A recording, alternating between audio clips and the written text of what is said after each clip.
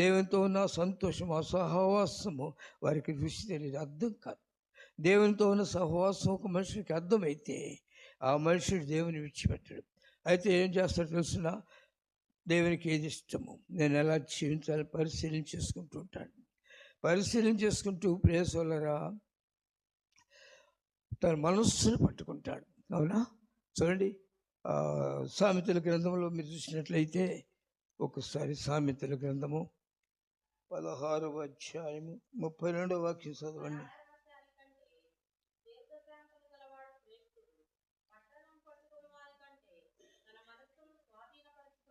ఎవరు శ్రేష్ఠులంట? మనస్సును పట్టుకుని వారు శ్రేష్ఠులు. మనస్సును పట్టుకోవాలి.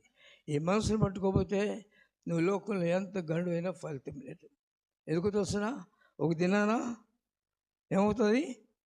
పురుగు పట్టిద్ది, భక్తులు ఎదగనివ్వదు, రాలిపోతుంది. ఏమిటా పురుగు? లోకాకర్షణ, శరీరము, శరీరాశలు, ఇవన్నీ పట్టుకుంటాయి. ఈ పురుగు ఒక రకమైన పురుగు ఉండదు. మీకు తెలిసింటే రండి చూడండి, సాయంకాలం ఎప్పుడైనా వచ్చి మా ఇంటి దగ్గర ఒక చెట్టు ఉంది, దానికి ముందేశాను. చెట్టు అంతా పూత పూసింది. వచ్చిన వాళ్ళంతా ఏంటి ఎంత పూత పూసింది అన్నారు.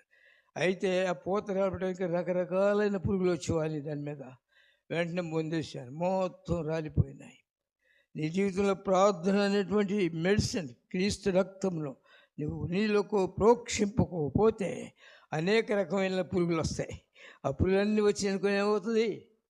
అన్నీ వచ్చి లోపల జ్వరపడితే ఏమవుతుంది తెలుసా? పురుగులని జ్వరపడితే క్యాన్సర్ వస్తుంది, క్యాన్సర్ పుండు.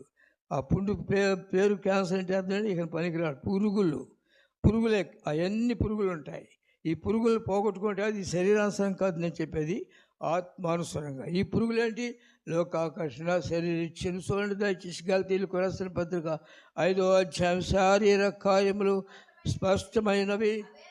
అవేవనగా జాగ్రత్తము, అపవిత్రత,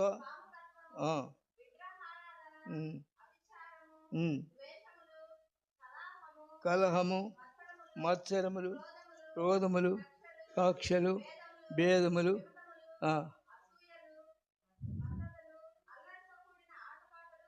ఎన్ని తెగుళ్ళు ఉన్నాయి? ఈ తెగుళ్ళు ఎంతమందిలో ఉన్నాయి? ఉన్నాయా? లేవేమో నాకు తెలియదు. నాలో చాలాసార్లు కనపడతాయి. ప్రార్థనతో నిన్న వాటిని నల్లగొడుతూ ఉంటాను. నాలో లేదు అంటే అర్థం ఏంటంటే వానికి అర్థం కాదు, అతనికి దేవుని శక్తి అర్థం కాదు కనుక అతను బాగా ఉన్నాను, మంచిగా ఉన్నాను అనుకుంటాడు. వేసోలరా, కానీ